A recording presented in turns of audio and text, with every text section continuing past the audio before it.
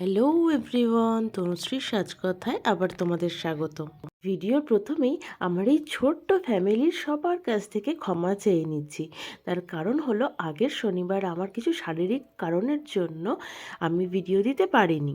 তো আজকে আমি আবার তোমাদের জন্য একটা নতুন ভিডিও নিয়ে চলে এসেছি এবং চেষ্টা করব যাতে এই রকম মিস আর কোনো দিনও না হয়। তোমাদের কাছে যাতে প্রত্যেক শনিবারে আমি আবার নতুন নতুন ভিডিও নিয়ে আসতে পারি। আজকে যে মেকআপটা আমি তোমাদের দেখাবো সেটা একটা পার্টি মেকআপ, এবং যে ক্লায়েন্টকে আমি সাজাচ্ছি সেই ক্লায়েন্টকে আমি আগেও সাজিয়েছি।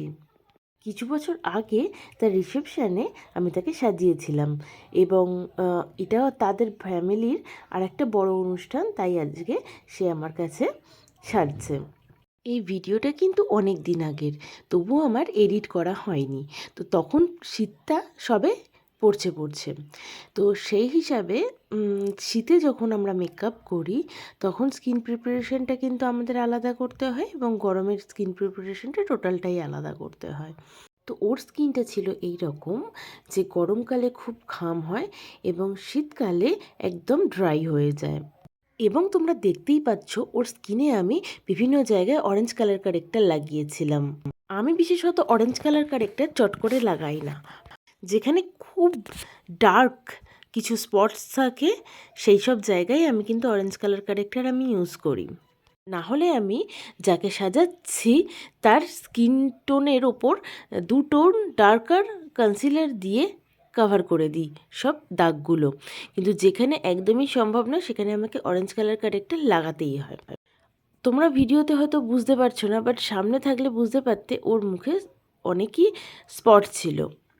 আর যারা তোমরা সাজাচ্ছ নতুন আর আমার ভিডিওটা দেখছো তাদেরকে আমি একটা ইনফরমেশান দিই, যদি কারোর মুখে এরকম দাগ থেকে থাকে তাহলে কিন্তু তোমরা পুরো মুখে অরেঞ্জ কালার কারেক্টার দিয়ে ভর্তি করে ফেলো না। শুধু যেই জায়গাটা প্রয়োজন সেই জায়গাগুলোই কিন্তু কভার করো, এবং অরেঞ্জ কালার কারেক্টার লাগানোর পরে হালকা করে ড্যাব করে সেখানে কনসিলার লাগিয়ে হালকা পাউডার দিয়ে দেবে, এবং তারপর ফাউন্ডেশন অ্যাপ্লাই করবে বা তোমাদের যে বেস সেই বেসটা অ্যাপ্লাই করবে। তাহলে দেখবে অরেঞ্জ কালার কারেক্টারের সাথে তোমার ফাউন্ডেশনের কালার মিশে যাচ্ছে না।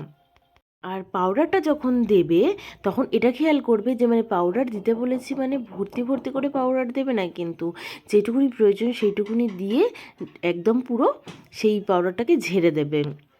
এইরকম ছোট ছোট টিপস বা ট্রিক্স আমি কিন্তু আমার চ্যানেলে সবসময় দিয়ে থাকি।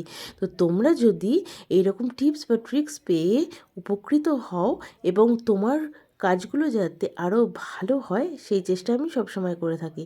এবং যারা যারা আমার চ্যানেলটাকে এখনও সাবস্ক্রাইব করোনি তারা কিন্তু এই ছোট ছোট টিপস বা ট্রিক্সগুলো একদমই মিস করে যাবে।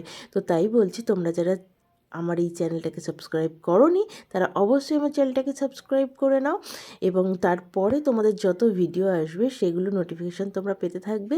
এবং এইরকম ছোটো ছোটো টিপস বা ট্রিক্স জানার জন্য তোমরা আমাকে কোশ্চেনও করতে পারো, আমি কিন্তু তোমাদের অ্যান্সার দেব।